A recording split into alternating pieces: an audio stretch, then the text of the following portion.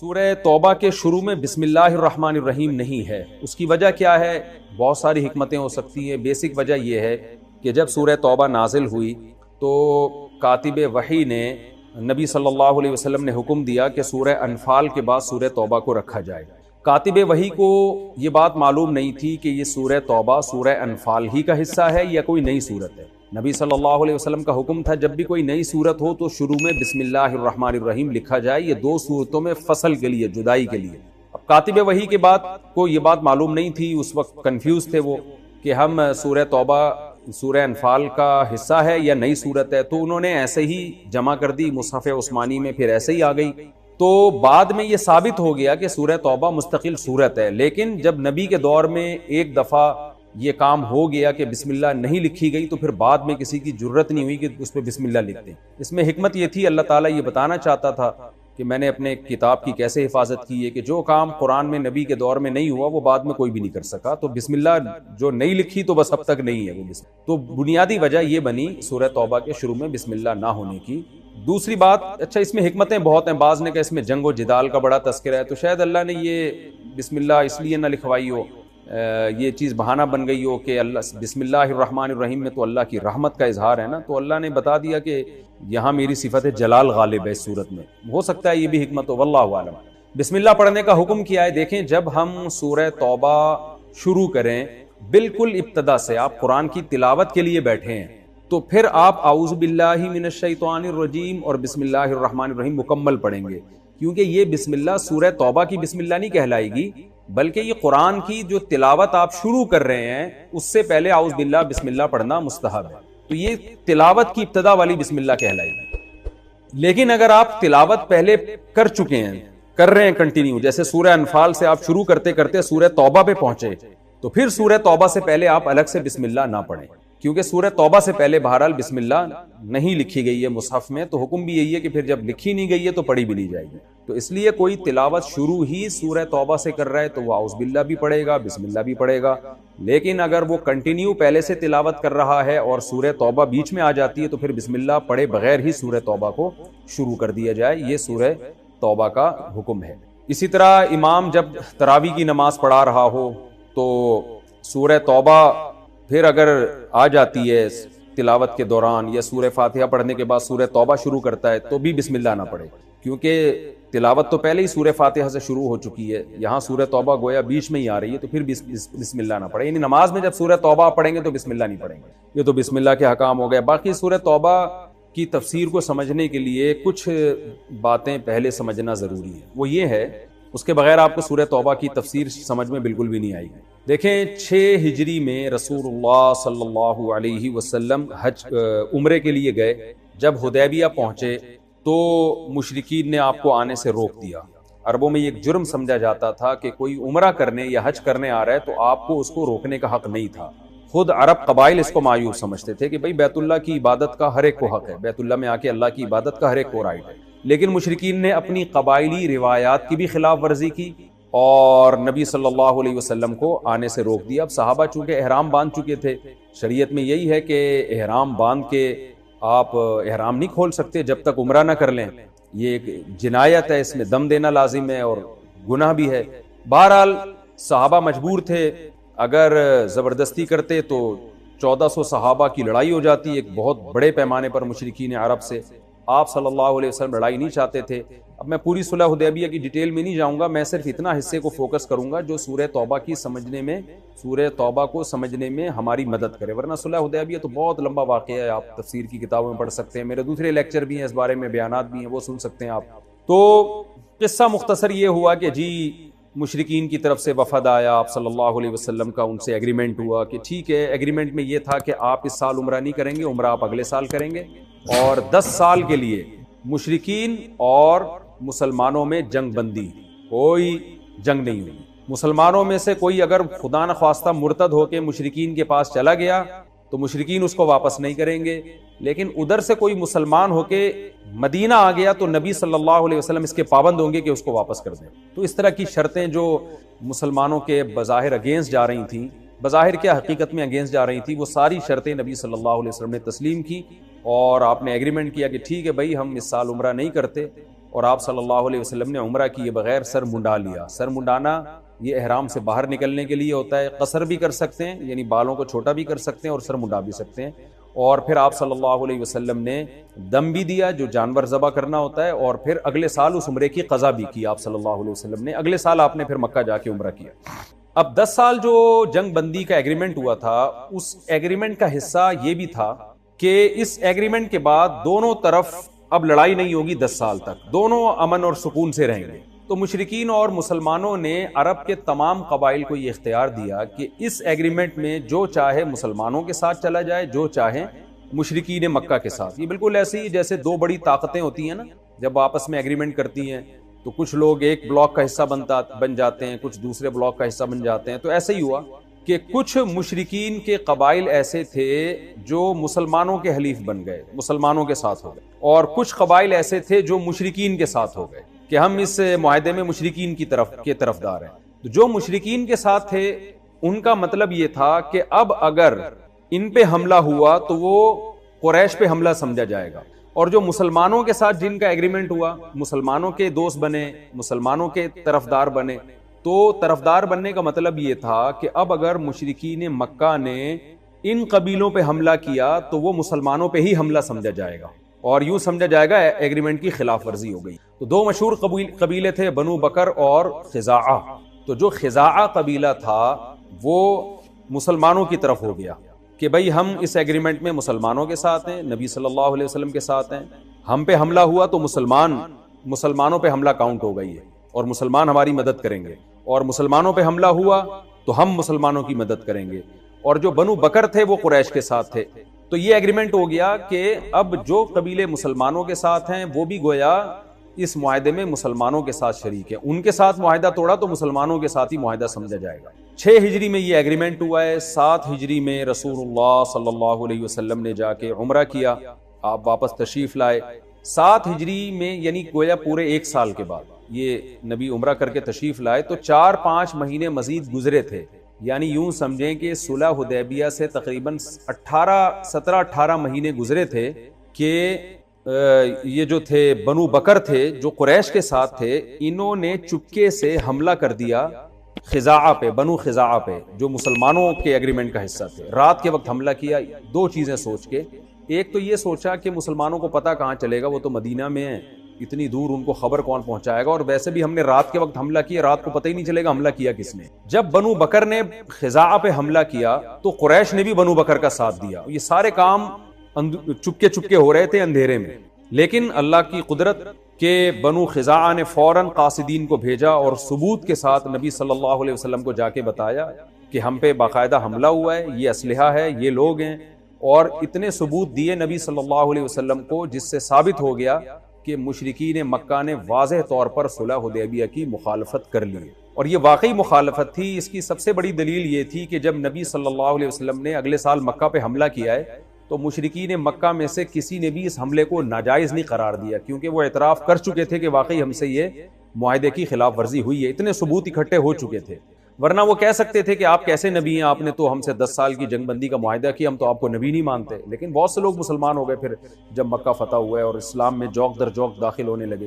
تو یہ اس کی واضح علامت ہے کہ مشرکین بھی اس بات کا اعتراف کر چکے تھے کہ ہم سے ایگریمنٹ کی خلاف ورزی ہوئی ہے. ہاں یہ ضرور ہے کہ مشرکین یہ سمجھتے تھے کہ پتہ نہیں چلے گا رسول اللہ صلی اللہ علیہ وسلم کو. تو صلح حدیبیہ کے 17-18 مہینوں کے بعد ایگریمنٹ کی خلاف ورزی ایسے ہوئی کہ بنو بکر جو قریش کے دوست تھے, یعنی قریش کے ساتھ ایگریمنٹ میں شریک تھے, ان بنو بکر نے بنو خزاعہ پہ حملہ کیا جو مسلمانوں کے معاہدے میں مسلمانوں کے بلاک کا حصہ تھے. تو جب حملہ کیا ہے قریش نے بھی بنو بکر کا ساتھ دیا. یہ بالکل 10 سال تک جو جنگ بندی کا معاہدہ تھا اس کی خلاف ورزی ہوئی ہے. تو یعنی نبی مسلمانوں پہ ڈائریکٹ حملہ نہیں کیا, بلکہ مسلمانوں کے ساتھ جو قبیلہ معاہدے میں شریک تھا, اگرچہ وہ غیر مسلم قبیلہ تھا لیکن بہرحال ایک معاہدے کا حصہ تھا, حلیف بن چکا تھا مسلمانوں کا, تو اس پہ حملہ یہ یقیناً ایک معاہدے کی خلاف ورزی تھی. تو رسول اللہ صلی اللہ علیہ وسلم کو 7 ہجری کے آخر میں یقین ہو گیا کہ قریش نے صلح حدیبیہ کی مخالفت کر لی ہے. آپ صلی اللہ علیہ وسلم نے صحابہ کو حکم دیا اب ہم جنگ کی تیاری کرتے ہیں, لیکن آپ نے اس جنگ کو بہت خفیہ رکھا کہ اب مشرکین مکہ کو بتائے بغیر ہم ایک بڑا لشکر تیار کر کے مکہ پہ ہم حملہ کریں گے. اور بالآخر 8 ہجری میں یعنی صلح حدیبیہ کے 2 سال کے بعد آپ صلی اللہ علیہ وسلم یعنی چلے لشکر لے کے. بعد میں ظاہر ہے مشرکین کو پتہ چل گیا، لیکن لشکر بہت قریب پہنچ چکا تھا، تقریباً 10,000 کا لشکر تھا، اور اس میں بہت سے عرب قبائل آپ صلی اللہ علیہ وسلم کے ساتھ ہوتے چلے گئے. بہت سے لوگ انتظار کر رہے تھے کہ دیکھتے ہیں جی اگر مسلمانوں کو فتح ہوتی ہے اس کا مطلب اللہ اسلام کے ساتھ ہے اور یہ نبی واقعی برحق ہیں، تو اگر یہ اسلام مسلمانوں کو فتح ہوئی تو ہم نبی کا ساتھ دیں گے، اور مشرکین مکہ کو فتح ہوئی تو ہم اسلام قبول نہیں کریں گے. بہت سے لوگ انتظار کر رہے تھے. تو 8 ہجری میں نبی صلی اللہ علیہ وسلم بہت بڑا لشکر لے کے چلے، اور بالآخر جب قریب پہنچے مشرکین پر اللہ نے ایسا روب ڈالا کہ وہ لڑنے سے عاجز آ گئے، اور تھوڑی بہت ہلکی پھلکی جھڑپیں ہوئی ہیں، چھوٹے موٹے قبائل راستے میں آتے گئے، بہت معمولی سی جھڑپیں ہوئی، اور کسی بڑی قتل و غارت کے بغیر بالآخر مکہ فتح ہو گیا، اور آپ صلی اللہ علیہ وسلم جھکتے ہوئے تواضع اور عاجزی اور انکساری کے ساتھ مکہ میں داخل ہوئے، اور آپ صلی اللہ علیہ وسلم نے عام معافی کا اعلان کر دیا. تو یہ 8 ہجری میں مکہ فتح ہوا ہے. اس کے بعد پھر 8 ہجری میں ہی مکہ کے فتح ہونے کے بعد غزوہ حنین کا واقعہ ہوا. بنو ثقیف اور حوازن قبیلے سے بہت زبردست لڑائی ہوئی مکہ فتح ہونے کے بعد، جس میں مسلمانوں کو وقتی طور پہ شکست بھی ہوئی. اور پھر اس کے بعد 9 ہجری میں غزوہ تبوک کا واقعہ ہوا کہ رومیوں کے بارے میں پتہ چلا کہ جو عیسائی ہیں نا، جو روم جو آج کے انگریز ہیں، ان کے باپ دادے، تو پتہ چلا جی رومی بہت بڑا لشکر لے کر مکہ اور مدینہ پہ حملہ کرنے کے لیے آ رہے ہیں. تو اس میں پھر 9 ہجری میں آپ صلی اللہ علیہ وسلم نے رومیوں سے لڑنے کے لیے لشکر بھیجا. وہ بہت سخت لڑائی تھی جس کو غزوہ تبوک کہا جاتا ہے. شدید ترین گرمی اور بہت لمبا سفر تھا وہ. اس میں منافقین نے بہت اوٹ پٹانگ باتیں کی، اور بعض مخلص صحابہ بھی اس جنگ میں پیچھے رہ گئے.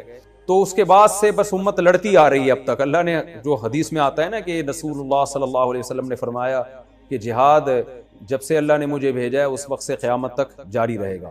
تو وہ جو جنگیں چلی ہیں اب تک، پھر مسلمانوں کی آپ کو پتہ ہے خلافتیں قائم ہوئی، پوری دنیا میں اسلام پھیلا، کہیں اسلام تنزل میں گیا تو کہیں عروج پہ گیا. یہ سلسلہ بہرحال چل رہا ہے. تو وہ جنگیں ہی جنگیں آپ کو پھر نظر آئیں گی اس کے بعد سے. تو یعنی اللہ نے کیسی قربانی لی ہے صحابہ کرام اور تابعین سے اور خلفائے راشدین سے، کہ اسلام کو اپنی بقا کے لیے، حق کو اپنی بقا کے لیے کیا کچھ کرنا پڑتا ہے. ہمیں اس سے یہ بہرحال سیکھنے کو ملتا ہے. تو ان تمام جنگوں کا ذکر سورہ توبہ میں ہے. یعنی فتح مکہ سے پہلے جو معاہدہ ٹوٹا تھا اس کے حالات بھی ہیں سورہ توبہ میں. مکہ فتح ہوا اس کے بعد کیا کیا اعلانات ہوئے وہ حالات بھی ہیں. غزوہ حنین کا تذکرہ بھی ہے، اور غزوہ تبوک کا تذکرہ بھی، کہ تبوک میں نکلنے کا حکم بھی. پھر جو لوگ تبوک میں نہیں گئے ان میں کچھ مخلص تھے، کچھ منافق تھے. جو مخلص صحابہ تھے ان کا بھی تذکرہ، جو منافق تھے ان کا بھی تذکرہ. روایات میں آتا ہے کہ سورہ توبہ جو نازل ہوئی نا بہت طویل سورت تھی. اس کے 4 حصوں میں سے 3 حصے منسوخ کیے گئے ہیں، تلاوت ان کی اللہ نے ختم کی ہے. یعنی جتنی آج سورہ توبہ ہے نا، اس سے یوں سمجھ لیں کہ اس سے 4 گنا زیادہ تھی، اور 3 حصوں میں منافقین ہی کا تذکرہ تھا. یعنی اگر ہم سورہ توبہ کو 4 سے ضرب دینا جتنی آج ہے تو اتنی تھی سورہ توبہ جو نازل ہوئی تھی. باقی 3 حصوں میں منافقین کا ذکر تھا، جو اللہ تعالیٰ نے کسی بھی مصلحت سے اس کو منسوخ کر دیا، کیونکہ شاید اس میں حکمت یہ ہو کہ منافقین رہے نہیں تو ان کا بار بار تذکرہ، ان کی مذمتیں، ان کے جو باتیں تھیں وہ ساری اللہ نے کھول کھول کے بیان کی تھی. لیکن وہ اس میں حکمت تھی. بہرحال اللہ تعالیٰ کی، اللہ کو یہ اجازت ہے، اس کو یہ قدرت ہے. ما ننسخ من آیت او ننسیھا، جس آیت کو چاہے وہ منسوخ کر دے. تو وہ آیتیں منسوخ ہوئی ہیں، اور پھر وہ مصحف سے نبی صلی اللہ علیہ وسلم نے نکالنے کا حکم دیا.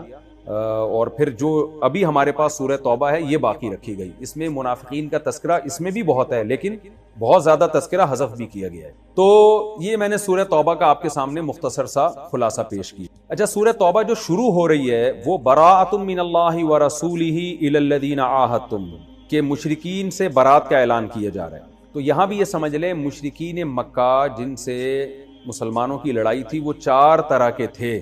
وہ 4 طرح کے مشرکین کو آپ سمجھیں گے تو آپ کو یہ آیتیں انشاءاللہ سمجھ میں آئیں گی. کچھ مشرکین تو وہ تھے جن سے رسول اللہ صلی اللہ علیہ وسلم نے حدیبیہ میں صلح کی تھی، 10 سال تک جنگ بندی کی. وہ مشرکین تو وہی تھے جو آئے تھے 1400 صحابہ جب موت پر بیعت کر چکے تھے. اس وقت 6 ہجری میں ان سے جنگ ہوئی، اور انہوں نے 6 ہجری میں ان سے معاہدہ ہوا اور انہوں نے معاہدے کی خلاف ورزی. تو ان مشرکین کا بھی ان آیتوں میں تذکرہ ہے، ان کو ہم کہہ سکتے ہیں پہلی قسم کے مشرکین، جن سے 10 سال جنگ بندی کا صلح حدیبیہ میں معاہدہ ہوا تھا۔ دوسری قسم کے مشرکین وہ تھے جو صلح حدیبیہ میں تو نہیں تھے لیکن ان سے الگ سے معاہدے ہوئے تھے چند سالوں کے، ان کا ٹائم بھی متعین تھا۔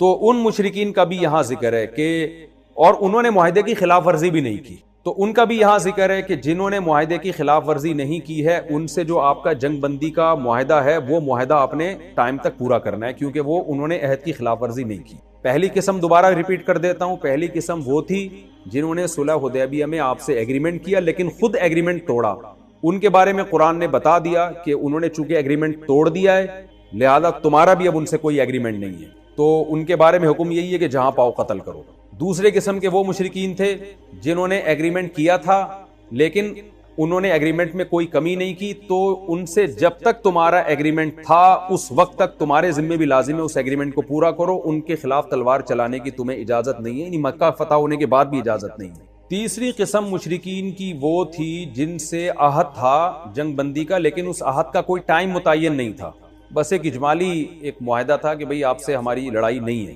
تو وہ اس کی کوئی ٹائم متعین نہیں تھا، یعنی دونوں کو اجازت تھی جب چاہیں اس عہد کو ختم کر دیں۔ اور چوتھی قسم کے مشرکین وہ تھے جن سے نہ تو کوئی جنگ بندی کا عہد تھا نہ لڑائی کا، کچھ بھی نہیں تھا، نیوٹرل تھے وہ لوگ۔ تو چاروں قسم کے جو مشرکین تھے ان کا سورہ توبہ میں اللہ تعالیٰ نے تذکرہ کیا ہے کہ اب ان چاروں کے ساتھ آپ نے معاملہ کس طرح کا کرنا ہے، کس سے لڑنا ہے کس سے نہیں لڑنا، کس کو مہلت دینی ہے کس کو مہلت نہیں دینی، یہ تمام کے تمام احکامات اللہ نے سورہ توبہ کے شروع میں بیان کی ہیں۔ تو یہ اگر میں ڈیٹیل نہ بتاتا تو یہ تفسیر آپ کی سمجھ میں نہ آتی۔ تھوڑا سا تاریخی واقعہ بھی سمجھنا ضروری ہے تاکہ اس میں بھی تفسیر میں سمجھنے میں مدد ملے گی۔ رسول اللہ صلی اللہ علیہ وسلم نے جب 9 ہجری میں آپ 8 ہجری میں مکہ فتح ہوا ہے تو مکہ فتح کر کے آپ واپس مدینہ تشریف لے آئے۔ اب تک آپ صلی اللہ علیہ وسلم نے مشرکین کے بارے میں کوئی اعلان نہیں کیا بلکہ عام معافی کا اعلان کیا، مکہ فتح ہوا اور آپ نے سب کو معافی دے دی۔ اصولی طور پر تو آپ کے لیے جائز تھا، عرب کے دستور کے مطابق بھی جائز تھا کہ بھئی جنگ کے ذریعے جب فتح کیا ہے تو جتنے جوان مرد ہیں ان کو آپ قتل کر سکتے تھے، لیکن آپ صلی اللہ علیہ وسلم نے اس وقت عام معافی کا اعلان کر دیا، اور بلکہ بعض مشرکین کو تو بہت پروٹوکول دیا آپ صلی اللہ علیہ وسلم نے، اور فرمایا کہ میں تمہیں آج وہی کہوں گا جو یوسف علیہ السلام نے اپنے بھائیوں سے کہا تھا، لا تثریب علیکم اليوم، کہ تم پر کوئی آج حرج نہیں ہے، تم سب آزاد ہو۔ تو یہ تو ایک کامن اعلان کر دیا گیا۔ اس کے بعد جب نبی صلی اللہ علیہ وسلم واپس مدینہ تشریف لائے تو 9 ہجری میں آپ صلی اللہ علیہ وسلم نے حضرت ابو بکر اور حضرت علی کو کی معیت میں حج کا ایک وفد بھیجا۔ اس وقت تک بھی اجازت تھی پوری دنیا سے حج کے مہینوں میں جو بھی عرب کے قبائل تھے اور جو بھی ارد گرد کے لوگ تھے سارے بیت اللہ حج کرنے آیا کرتے تھے، مشرکین کو بھی اجازت تھی کہ وہ بھی حج کرنے آئیں، لیکن اعلان ان کو سنا دیا گیا سورہ توبہ کے ذریعے۔ حضرت ابو بکر کو بتایا کہ جب منی میں اور عرفات میں عرب قبائل جمع ہوں تو آپ اعلان کر دیں کہ مشرکین کی جو چاروں قسم ہیں، ایک وہ جنہوں نے ہم سے عہد توڑا، ان نے تو ویسے ہی عہد توڑ دیا، ان کا تو خون ہمارے لیے ویسے ہی حلال ہے۔ دوسرے وہ لوگ ہیں جن کے عہد مکمل ہونے والا ہے، مفسرین کہتے ہیں تقریباً 9 مہینے باقی تھے ان قبائل کے جن سے آپ کا ایگریمنٹ تھا مدت، خاص مدت تک کے لیے، تو وہ مدت 9 مہینے بعد ختم ہونے والی تھی، تو ان کے بارے میں بھی حکم دیا کہ اعلان سنا دیں بھائی 9 مہینے بعد جو ہے آپ سے ہمارا بھی کوئی ایگریمنٹ نہیں۔ تیسرے وہ مشرکین تھے جن سے عہد تو تھا لیکن وہ ٹائم متعین نہیں تھا، ان کے بارے میں بھی اعلان سنا دیا گیا کہ وہ بھی حرم چھوڑ کے چلے جائیں، اگر وہ حرم چھوڑ کے یعنی جزیرہ عرب سے نکل جائیں، اگر وہ نہیں نکلتے تو ان کو بھی جہاں پائیں گے ہم قتل کر دیں گے۔ اور چوتھے وہ جن سے سرے سے کوئی ایگریمنٹ ہی نہیں تھا، تو سب کے بارے میں حکم دے دیا گیا کہ حدود حرم سے سب نے نکل جانا ہے۔ اور حضرت علی رضی اللہ تعالی عنہ کو پھر یمن میں بھی نبی صلی اللہ علیہ وسلم نے باقاعدہ یہ اعلان دے کے بھیجا کہ یمن میں بھی اناؤنسمنٹ کر دیں، اور عرب کے مختلف قبائل جو حج کرنے کے لیے آئے ہیں ان میں بھی اعلان ہو جائے حضرت ابو بکر کی طرف سے، تو اس کا فائدہ یہ ہوگا کہ حج میں ایک اناؤنسمنٹ ہوتی ہے تو سارے قبائل میں پھیل جاتی ہے تاکہ حجت تمام ہو جائے، کل کوئی مشرک یہ نہ کہے کہ مجھے کس بیس پہ آپ قتل کر رہے ہیں۔ تو یہ سورہ توبہ میں اعلان کیا گیا، اور جب 10 ہجری میں نبی صلی اللہ علیہ وسلم نے حج کیا ہے تو پھر کسی مشرک کو بھی حرم میں آنے کی اجازت نہیں ملی، اور حرم میں پابندی لگا دی گئی کہ اب کوئی کافر کوئی مشرک حج نہیں کر سکے گا، حدود حرم میں داخل نہیں ہو سکے گا۔ اور نبی صلی اللہ علیہ وسلم نے پھر مزید ارادہ کیا کہ میں جزیرہ عرب سے تمام مشرکین کو ہمیشہ کے لیے نکال دوں گا، لیکن آپ صلی اللہ علیہ وسلم نے جب 10 ہجری میں خود حج کیا ہے تو 11 ہجری میں 12 ربیع الاول میں آپ کا وصال ہو گیا. تو آپ صلی اللہ علیہ وسلم خود اس پر عمل نہیں کر سکے، لیکن پھر خلفائے راشدین نے آپ کی اس وصیت پر عمل کیا، اور بالآخر حضرت عمر کے دور میں تمام جزیرہ عرب سے تمام یہود و نصارہ اور مشرکین کو نکال دیا گیا، اور صدیوں تک پھر ان کا وہاں داخلہ منع ہے. اب داخل ہو گئے ہیں جو حالات اور ہمارے اعمال کی شامت ہے. لیکن نبی صلی اللہ علیہ وسلم کا بہرحال یہ حکم تھا، وصیت تھی کہ اخرج الیہود والنصارى من جزیرۃ العرب، جزیرہ عرب سے تمام مشرکین کو، چاہے وہ اہل کتاب ہی کیوں نہ ہوں، ان کو نکال دیا جائے. اس کا یہ مطلب نہیں کہ دنیا میں کہیں بھی ان کو رہنے کی اجازت نہیں ہے، باقی دنیا میں وہ رہ سکتے ہیں، اسلامی حکومتوں میں ہمیشہ رہے ہیں، لیکن جزیرہ عرب کو شرک اور کفر سے پاک کرنے کے لیے نبی نے یہ اعلان سنا دیا، فیصلہ کیا کہ اسلام کا جو مرکز ہے جزیرہ عرب، اس میں کفر اب کبھی بھی داخل نہیں ہوگا، اس میں کلمہ گو ہی داخل ہو سکتا ہے. اور حدود حرم میں تو اور زیادہ سختی، اس میں تو بالکل قتل کا حکم دیا نبی صلی اللہ علیہ وسلم. تو یہ تمام احکام اس صورت میں ہیں. اب ہم انشاءاللہ اس کا ترجمہ شروع کرتے ہیں. تو خلاصہ میں دوبارہ بیان کر دیتا ہوں. 8 ہجری میں نبی صلی اللہ علیہ وسلم نے مکہ فتح کیا، اور 9 ہجری پھر واپس آ گئے آپ. 9 ہجری میں حضرت ابو بکر کو حج کا امیر بنا کے آپ نے بھیجا، اور حضرت علی کو بھی بھیجا کہ تمام لوگ ان سے حج سیکھیں، اور یہ جیسے حج کر رہے ہیں اسی طرح سے حج کریں وہ. اور اس میں اناؤنسمنٹ بھی کر دیں کہ بھائی مشرکین کو جو اس سال حج کی اجازت ملی ہے یہ بس لاسٹ ٹائم ملی ہے، اس کے بعد جب تک اسلام دنیا میں غالب رہے گا مشرکین میں سے کسی کو بھی حدود حرم میں گھسنے کی، داخل ہونے کی اجازت نہیں دی جائے گی. اور یہ اعلان سنا دیا جائے یمن میں بھی اور حدود حرم میں بھی، مینا میں اور عرفات میں جہاں لوگ اکٹھے ہوتے ہیں. تو حضرت ابو بکر نے یہ اعلان کیا، حضرت علی کو پھر یمن بھیجا، وہاں بھی آپ نے اعلان کیا. سب عرب میں یہ بات پھیل گئی، بھئی اگر جان کی امان پاتے ہو تو اب حدود حرم میں داخل نہیں ہوگے، جو بھی داخل ہوا تو اس کی گردن اڑا دی جائے گی، اس کو قتل کر دیا جائے گا. تو اس طرح سے حرم پاک ہو گیا، بالکل حدود حرم جو ہے نا وہ مشرکین سے پاک ہو گئی. اور جب 10 ہجری میں نبی صلی اللہ علیہ وسلم نے خود بنفس نفیس حج کیا، جس کو حجۃ الوداع کہا جاتا ہے، اس میں پھر کوئی غیر مسلم آپ کے ساتھ حج میں شریک نہیں تھا. آپ بے خوف تھے، مامون تھے. اور پھر آپ نے وصیت کی کہ حرم سے تو نکال دیا ہے، اب جزیرہ عرب سے بھی نکال دیا جائے. تو پورے جزیرہ عرب سے پھر صحابہ تابعین نے اور خلفائے راشدین کے دور میں، جن میں حضرت عمر کے دور میں پورا اس وصیت پہ عمل ہو گیا، اور جزیرہ عرب سے بھی نکال دیا گیا. اور نبی صلی اللہ علیہ وسلم کا پھر 11 ہجری میں ربیع الاول میں آپ صلی اللہ علیہ وسلم کا انتقال ہوا. فرمایا بہت ساری مصیبتیں تمہاری بدعمالیوں کی وجہ سے آتی ہیں، لیکن ساتھ ساتھ یہ بھی بتا دیا وَيَعْفُو عَنْ كَثِيرٍ، ساری بدعمالیوں کی سزا میں نہیں دیتا، بہت ساری خطائیں کیا کرتا ہوں، معاف کرتا ہوں. یعفو مٹا دیتا ہوں. ہمیں تو بہت تھوڑی غلطیوں کی سزا مل رہی ہوتی ہے، اس پہ ہم اتنا چیخ رہے ہوتے ہیں. سب غلطیوں کی ملنا شروع ہو جائے تو کسی قابل ہی نہ رہیں. زیادہ تر کیا کر رہا ہوں، معاف، اور وہ بھی بغیر وجہ کے. اور اگر معافی کی وجہ ہو، یعنی غلطی کر کے توبہ کر لی، پھر یہ اللہ نے اپنے اوپر لکھ دیا ہے کہ توبہ کرنے والے کو کیا کروں گا. آئین میں کیا لکھا ہے اللہ نے، جو توبہ کرے گا تو اپنے اوپر معافی کو کیا کر لیا اللہ نے، واجب، توبہ کو واجب کر لیا. 99 سال تک کوئی گناہوں میں مبتلا رہے، 99 سال میں اس کافر کو خیال آیا آج میں توبہ کر کے اسلام کی طرف آتا ہوں، آج میں گناہوں سے توبہ کرتا ہوں، تو اس کے آنے میں تو دیر ہو سکتی ہے، اللہ کے معاف کرنے میں دیر نہیں ہو سکتی. کیسے عجیب الفاظ ہیں حدیث کے، یا عبادی لو بلغت ذنوبک عنان السماء ثم استغفرونی لغفرت لکم ولا ابالی. یہ لا ابالی کے الفاظ بڑے عجیب ہیں. نبی نے فرمایا کہ اللہ تعالیٰ کہتے ہیں کہ اے میرے بندو، اگر تم گناہ کر کر کے زمین اور آسمان کے خلا کو پر کر دو، بھر دیا تم نے گناہوں سے، اب سچے دل سے توبہ کر رہے ہو، اے اللہ اب سے اپنی زندگی کیا کر رہا ہوں میں. توبہ کا مطلب یہ نہیں استغفار کی تسبیح ہو، یا اللہ اب جو کچھ ہو چکا معاف کر دے، آئندہ نہیں کروں گا. یہ اس جذبے سے جو توبہ کرے گا تو فرمایا معاف کر دوں گا. بس اتنا کافی ہونا چاہیے نا بھائی. بات مکمل ہو گئی. اللہ نے اصول بیان کر دیا کہ اگر زمین آسمان کے خلا کو بھر دیا گناہوں سے، توبہ کر لی تو کیا کر دوں گا، معاف. ختم ہو گئی بھائی. ہمیں اصول سمجھ میں آ گیا بھائی، توبہ کا دروازہ موت تک کھلا ہوا ہے، ختم.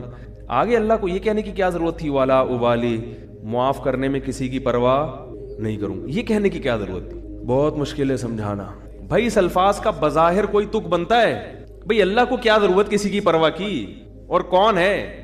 اصل بات یہ کہ ممکن ہے بہت سے نیک لوگوں کو اعتراض ہو کہ اللہ ہم 20 سال سے شروع سے ہم نیک ہیں، یہ کمبخت 90 سال تک عیاشی کرتا رہا ہے، اب آ رہا ہے، اب یہ بھی جنت میں ہم بھی جنت میں، یہ کیا بات ہو گئی. ممکن ہے فرشتوں کو اعتراض ہو، اے اللہ یہ کیا، یہ تو دو لفظ توبہ کے تو ہر آدمی بول سکتا ہے بڑے آرام سے بیٹھے بیٹھے ہے بھائی. مثال کے طور پر ابھی جو کیسز چل رہے ہیں مختلف ہمارے سیاست دانوں پہ, اگر وہ کہتے ہیں ہم معافی مانگتے ہیں قوم کے سامنے, قوم چھوڑے گی؟ بولے یار بھائی اتنے پیسے کھا گئے ہیں, قوم یہی بولے گی نا بھائی یہ کیا مسئلہ ہے, ایسے کیسے معاف کر دیں؟ کیا خیال ہے بھائی؟ یا کسی نے اور جرائم کیے ہوں, بہت سارے کیسز چل رہے ہوں, وہ دو لفظ بولے معاف کر دو, تو عجیب بات ہے کہ معافی مانگنے کے لیے بھی یہ لوگ تیار نہیں ہوتے. تو لیکن اللہ کیا کہہ رہے ہیں کہ زمین اور آسمان کے خلا کو بھر دیا ہو گناہ, تھک گیا ہو گناہ کر کر کے, اور پھر مجھ سے معافی مانگے. معافی کا وہ مطلب جو میں بیان کر رہا ہوں, آئندہ نہیں کروں گا, بس اب میری زندگی بولو بھائی چینج, ختم, اب میں چینج ہو رہا ہوں. تو اللہ فرماتے ہیں اصول کیا ہے, معاف کروں گا اور کسی کی پرواہ, کسی مولوی کی پرواہ نہیں. مولوی بولیں گے, مولوی صاحب بولیں گے اللہ ہم بچپن سے نماز پڑھتے آ رہے ہیں, یہ بھی کم وقت ابھی آیا ہے بھائی اس کو بھی تو معاف کر رہا ہے. وہ اتنے لوگوں کو اس نے قتل کر دیا, یہ 99 انسانوں کے قاتل نے توبہ کی تھی نا, اور وہ مقتول کہہ سکتے ہیں اللہ ہمیں تو مروا دیا صحیح ہے نا, اس نے ہمیں مار دیا سب کو.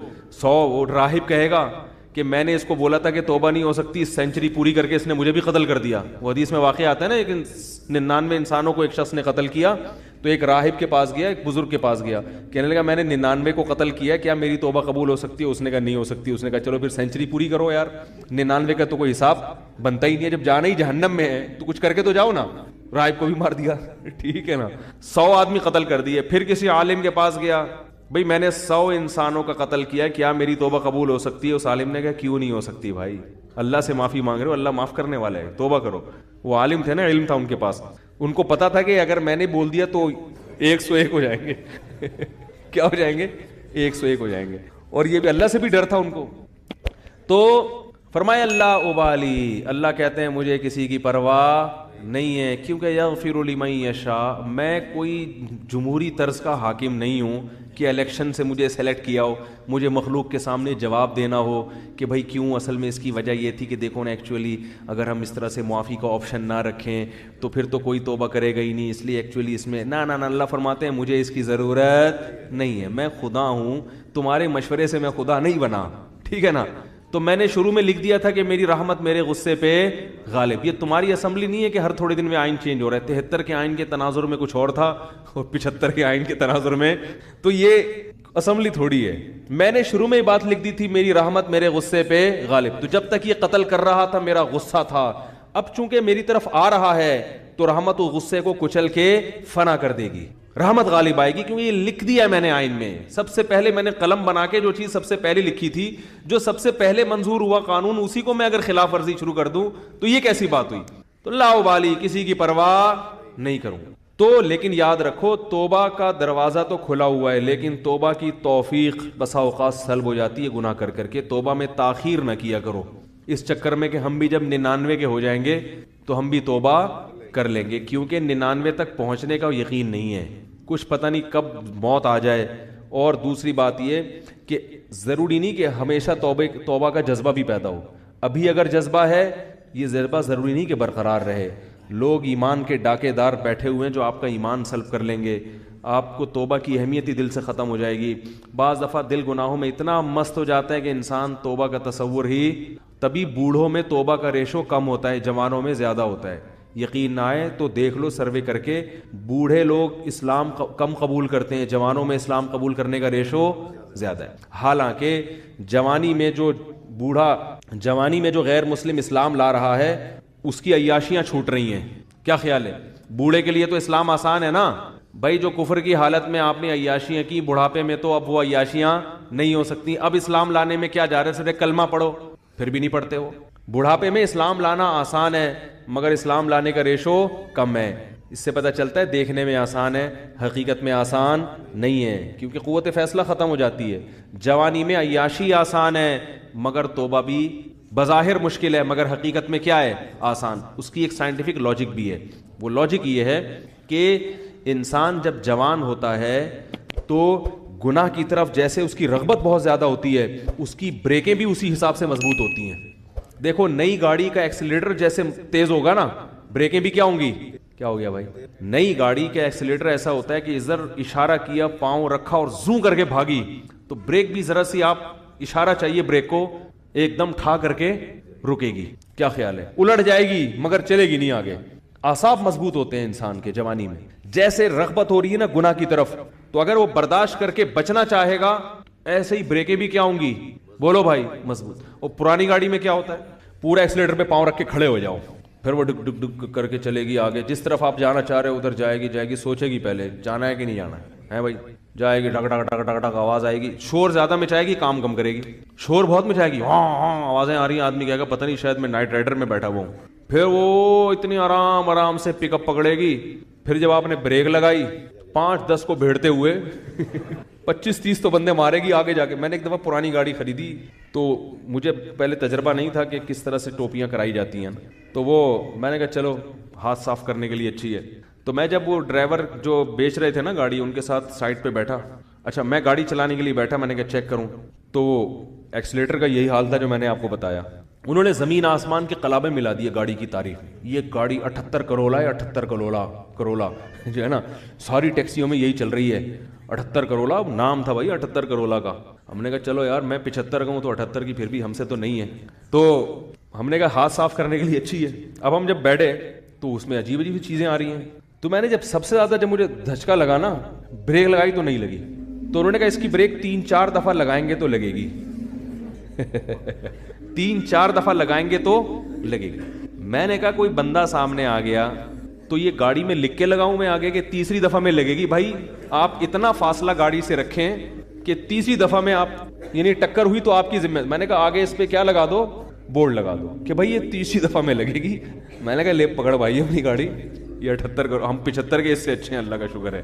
کیا خیال ہے, ہم 75 کے اس سے, اللہ کا ہماری پھر بھی پہلی دفعہ میں لگ جاتی ہے بریک. تو انسان کی عمر, مقصد بوڑھوں کا مذاق اڑانا ہرگز نہیں ہے, لیکن ایک حقیقت ہے کہ جب انسان کی عمر زیادہ ہوتی ہے تو اس کی میں اندر خواہشات تو کم ہوتی ہیں, لیکن اگر کسی طرف اس کا دل مائل ہو گیا تو بریک نہیں لگی. اس میں اعصابی قوت نہیں ہوتی, وہ روک نہیں پائے گا اپنے آپ کو. اسی وجہ سے وہ اگر بد نظری جوانی میں نہیں چھوٹی تو بڑھاپے میں نہیں چھوٹتی. جوانی میں آپ کنجوس تھے تو بڑھاپے میں سخی نہیں ہو سکتے, یہ دماغ میں رکھو, ٹھیک ہے نا. جوانی میں آپ نے اچھے کام نہیں کیے تو بڑھاپے میں اب تیر نہیں مارو گے. یہ جو بوڑھے ہمیں مسجدوں میں نظر آتے ہیں یا اچھے کام کرتے ہوئے, یہ وہ ہوتے ہیں جنہوں نے جوانی اچھی گزاری ہوتی ہے. بڑھاپے میں فلمیں دیکھنے کا شوق بڑھتا ہے, یاد رکھو. بوڑھوں میں جو انٹرنیٹ پر بیہودہ فلمیں دیکھنے کا رجحان ہے وہ زیادہ ہے ان بوڑھوں میں جن کو جوانی میں یہ چسکے لگ چکے تھے. حالانکہ ان کو وہ لذت نہیں آتی, وہ مزہ نہیں آتا, مگر ان سے برداشت نہیں ہوتا. جس نے جوانی میں کنٹرول کر کے چھوڑ دی, بڑھاپا اچھا گزرے گا اس کا. تو بریک جو ہے نا, جیسے آپ کا ایکسیلیٹر تیز ہے تو بریکیں بھی ابھی کیا ہیں, مضبوط ہیں. تو یاد رکھو, اسی طرح غیر مسلم وہ اس کو عیاشی نظر آتی ہے کفر میں, لیکن اسلام لانے والے بھی کیا ہوتے ہیں, جوانی ہوتے ہیں زیادہ تر. جوانوں کو عیاشی بھی, لیکن وہ چھوڑ دیتے ہیں, برداشت کرتے ہیں سب. بڑھاپے میں اسلام بہت آسان ہے, مگر بوڑھوں میں اسلام کا ریشو ختم تو نہیں ہے لیکن بہت کم ہے. وہ نہیں آتے, وہ کہتے ہیں چھوڑو یار ایک زندگی گزارنے بس. حالانکہ ان کو پتا ہے کہ ہم غلط مذہب پہ تھے. کیا جا رہا ہے کلمہ پڑھنے میں بھائی, اب آپ کو تو اب ساری زندگی نماز کبھی نہیں, ہم کہیں گے حج بھی اب اس بڑھاپے میں فرض نہیں ہوگا. کچھ بھی نہیں کرنا ہے, ایک کلمہ پڑھنا ہے, 5 ٹائم نمازیں شروع کر دینی ہے. رمضان کے روزوں میں بھی رعایت ہو گئی ہے کہ جو بہت زیادہ بوڑھا ہو وہ فدیہ بھی دے سکتا ہے. کچھ بھی نہیں کرنا, کلمہ پڑھنا ہے اور اسی گھر میں رہ لو. یہ تھوڑی کہہ رہے خاندان کو چھوڑ کے جاؤ, لیکن ایک کلمہ زبان سے نہیں نکلے. وہ قوت فیصلہ ختم ہو گئی, کانفیڈنس ختم ہو گیا, وہ ذرا سی بھی مخالفت برداشت کرنے کی صلاحیت نہیں رہی. تو اس لیے اس امید پر کہ اللہ 99 سال میں توبہ قبول کرتا ہے, 99 کا انتظار مت کرو. اور ایک بات یہ بھی رکھو کہ توبہ تو قبول ہوگی مگر وہ مقام نہیں ملے گا جو اس شخص کا ہے جو شروع سے دین پہ چلتا آ رہا ہے. سمجھ میں آ رہی ہے بات, جو شروع سے دین, کیونکہ وہ کئی سال سے نماز پر ہے تو وہ اتنا آگے جا چکا ہے کہ اب آپ نے ٹریک چینج کر تو دیا, جہنم والا ٹریک نہیں اب جنت والا ہے, لیکن وہ بہت آگے جا چکا ہے اور آپ اس سے بہت پیچھے ہو, بہت پیچھے ہو. وہاں تک اب وہ نکل گئے آگے. تبھی قرآن میں آتا ہے والسابقون السابقون اولئک المقربون. کچھ لوگ اہل جنت میں سے ہوں گے اور کچھ سابقین میں سے ہوں گے جو جنت میں بھی بہت آگے جا چکے ہوں گے.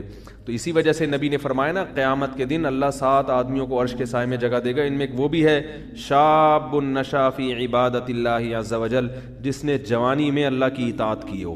تو توبہ تو سب کی قبول ہے, 99 سال میں بھی جاؤ گے جنت میں, جہنم میں نہیں جاؤ گے, لیکن درجات میں بہت زیادہ بولو بھائی فرق ہوگا. اس لیے میں نے اکثر دیندار دیکھے ہیں, ایک ہم بچپن کی بات کر رہا ہوں کہ 25-26 سال کی عمر میں ہمارے, میں تو چھوٹا تھا اس وقت, وہ ان کی عمر 25 سال تھی, انہوں نے توبہ کی, دین پر آ گئے, اب تک قائم ہے الحمدللہ. ان کو افسوس ہوتا تھا کہ میں نے جو 10 سال کی عمر ضائع کی اس کی کسی طرح تلافی ہو جائے. صرف 10 سال ان کے ضائع ہوئے تھے, 15 سے لے کے 25 بالغ ہو جاتا ہے انسان 15 میں. اس 10 سال پہ ان کو کیا ہوتی تھی؟ ندامت. تو یہ سچی توبہ کی علامت ہوتی ہے کہ انسان کو پچھلے پر ندامت ہو کہ یار وہ ٹائم بھی نکل گیا ہاتھ سے, کہاں تک پہنچ چکے ہوتے. میں نے کہا یہ سچی توبہ کی علامت ہے. میں نے کہا اس کی تلافی اب یہ ہو سکتی ہے کہ جو 10 سال ایک نارمل آدمی جتنی عبادت کرتا ہے آپ اگلے 10 میں اس سے ڈبل کر لو. کیا خیال ہے بھائی؟ یہی ہو سکتا ہے. جیسے گلوکار نے توبہ کی تھی نا, واقعہ میں اکثر سناتا ہوں, زندگی گانوں میں گزاری, تو ہمارے حضرت کے پاس آئے تھے, ان کا انتقال ہو گیا, تو انہوں نے حضرت سے کہا کہ میں نے زندگی گانوں میں گزاری, گانے گاتا رہا میں, اچھی آواز تھی میری, تو اب مجھے خیال ہوا کہ توبہ تو اللہ نے قبول کر لی, اب جنت کے ٹریک پر تو انشاءاللہ چل پڑے, لیکن پچھلی کی تلافی بھی ہونی چاہیے. تو میں نے 10-15 سال ضائع کیے, تو اب ان کے ذہن میں یہی آیا کہ یہ اچھی آواز میں تلاوت میں لگاؤں. اب